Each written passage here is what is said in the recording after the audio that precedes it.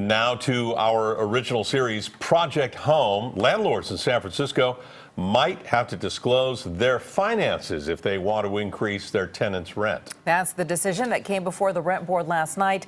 The proposed changes come from complaints about a company we've been covering all year. And Susie Steimle was there.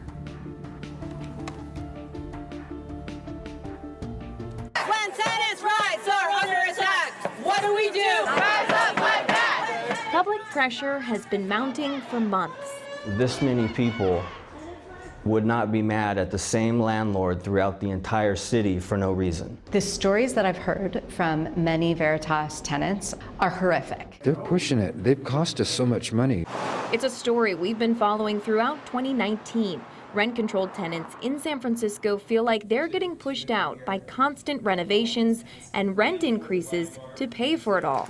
Most tenants here share the same landlord. You'll likely know them by name from our reporting. Veritas. Referencing our reports at their last meeting, the Board of Supervisors stepped in, unanimously voting to ask the rent board to tighten the rules about when landlords can pass on the biggest rent increase of all, the cost of their mortgage. It is unconscionable.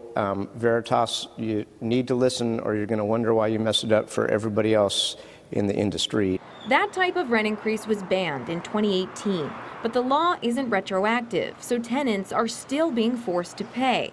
In fact, in the 18 months after this law passed, the Rent Board has approved 32 such petitions, 17 of which were from Veritas. We're working with the supervisors, we're working with the city to ensure that we're not passing on these pass-throughs for people who need it. As a response to the backlash, Veritas launched its own exemption program, saying it would take tenants at their word and not increase their rent if they claimed hardship. But tenants found the program confusing, and the city doesn't enforce it. I gave my life to San Francisco, and now my whole living situation is going to be threatened if Veritas gets to keep raising the rent. At a rent board meeting, commissioners took up the issue known as reasonable reliance.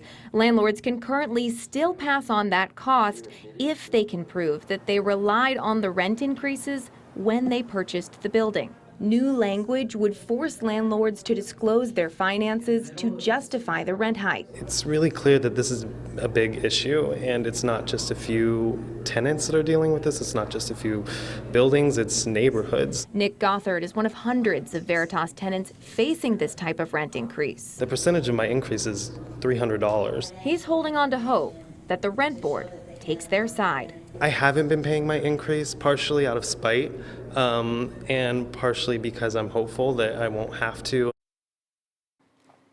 So if the rules do change, landlords could be forced to disclose their profits in order to justify these types of rent increases.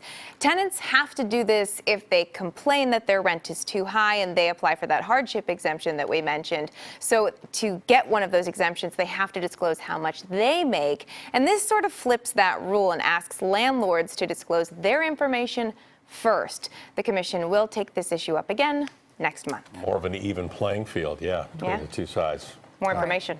Susie, thank you. Thank you. Remember to send your ideas and stories to Project Home at cbs.com, and you can see all of Susie's reports on our website.